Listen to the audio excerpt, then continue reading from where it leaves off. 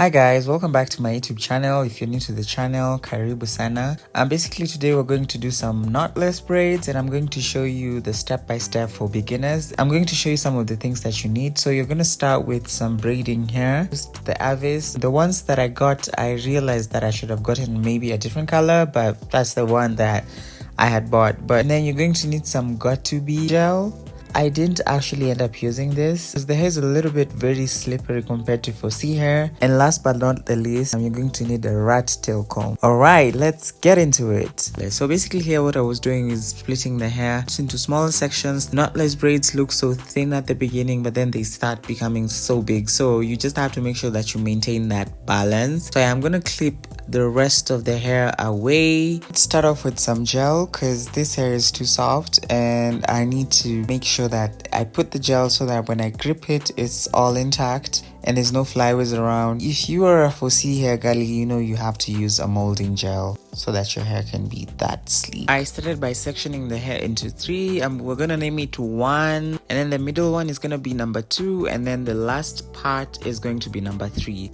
So what I'm doing is I take number 3, I go under number 2 and pick number 1. Okay? Just like that. You do that, you make sure that one braid has to be on top. And then I take the middle one, I go under again, and I pick number 3.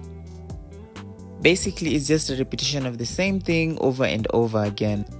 I make sure I do this for like 2 times before I start adding in the extensions.